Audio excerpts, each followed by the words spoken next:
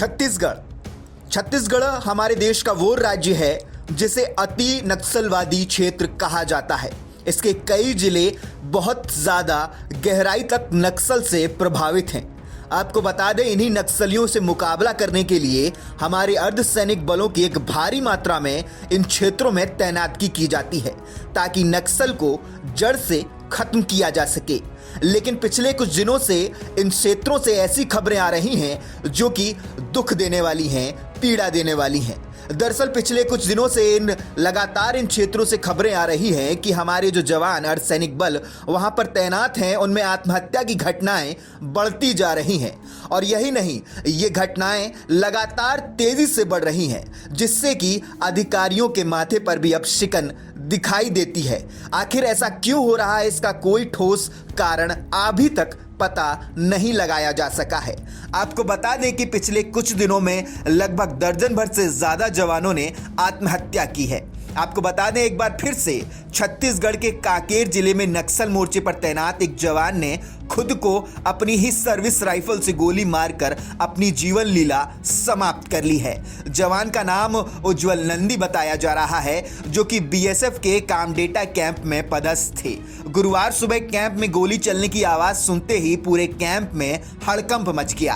Camp में मौजूद दूसरे जवान जब मौके पर पहुंचे तो कमरे में मृतक जवान की लहूलुहान लाश पड़ी थी। घटना कांकेर जिले के कोयलीबेड़ा थाने क्षेत्र की है। आपको बता दें, कोयलीबेड़ा के थाना प्रभारी के मुताबिक थाना क्षेत्र कामडेटा कैंप में गुरुवार को गोली चलने की आवाज से हड़कंप मच गया था। जैसे ही जवान कैंप में पहुंचे तो उन्होंने बीएसएफ के जवान उज्जवल नंदी को लहूलुहान लाश मौके पर देखी, जिसके बाद मौके पर पुलिस की टीम पहुंची। प्रभारी ने बताया कि मृतक जवान बीएसएफ में हवलदार के रैंक पर पदस्थ थे। थाना प्रभारी ने यह भी बताया कि मूल रूप से वह पश्चिम बंगाल के नाडिया जिले के रहने वाले थे। जवान उज्जवल नंदी की पोस्टिंग कांकेर जिले में अभी कुछ वक्त पहले ही हुई थी, जिसे गुरुवार को अज्ञात कारणों से अपनी सर्विस राइफल से खुद को गोली मार ली। इस घटना में जवान की मौके पर ही मौत हो गई। जवान ने खुदकुशी क्यों की, इसके कारणों का अब पता लगाया जा रहा है। वहीं लगातार नक्सल मोर्चे पर तैनात जवानों की सुसाइड करने से पुलिस अधिकारी भी अब बहुत ज़्यादा चिंतित हैं। आपको बता दें, ये कई सारे कारण ऐसे हैं जिसकी वजह से हमारे देश के जवान आत्महत्या कर रहे हैं। कई बार ऐसा कारण होता है कि उनके घरेलू समस्याएं होती हैं, इसकी वजह से बहुत ज़्यादा परेशान हो जाते हैं और वो आत्महत्या जैसा दुखद कदम उठा लेते हैं। कई बार साथी जवानों के द्वारा भद्दा मजाक किए जाने के कारण या फिर कुछ ऐसा कह दिए जाने के कारण वो ऐसे कदम उठाते हैं, और मानसिक तौर पर प्रताड़ित किए जाने के कारण भी कई बार हमारे जवान जो हैं वो आत्महत्या जैसे कदम उठाते हैं। कई बार अधिकारियों के प्रताड़ित किए जाने के बाद भी ये जवान ऐसे कदम उठाते हैं। कारण कई सारे हैं। हमने पहले भी ऐसे मुद्दे उठाए हैं और कहा है कि लगातार जो जवान ऐसी हालत में दिख रहा है या फिर ऐसा अंदेशा है कि वो कोई गलत कदम उठा सकता है, उससे बात की जानी चाहिए, उसकी काउंसलिंग की जानी चाहिए, ताकि मूल जो समस्या है उसके साथ वो पता लगाई जा सके, जिससे कि हो सकता है कि ऐसी घटनाओं को टाला जा सके या फिर खत्म किया जा सके।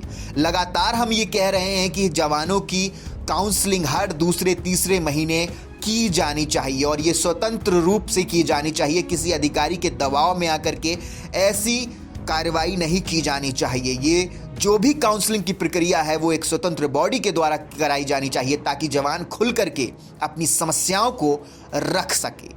बाकी ये बहुत ही दुर्भाग्य की बात है कि हमारे देश के होनहार जवान अब आज आत्महत्या जैसे कदम उठाने पर मजबूर हैं। इसके पीछे की जड़ें कहां तक गई हैं, ये पता लगाना बहुत ज़रूरी है। आपका इस पूरी खबर पर क्या कहना है, हमें कमेंट सेक्शन में ज़रूर बताइएगा। जय हिंद, जय भारत। अगर आप ये वीडियो YouTube पर देख रहे हैं तो हमारे चैनल को सब्सक्राइब कर बेल आइकन दबाना ना भूलें। अगर आप हमारी वीडियो को Facebook पर देख रहे हैं तो हमारे पेज को फॉलो और लाइक करना ना भूलें।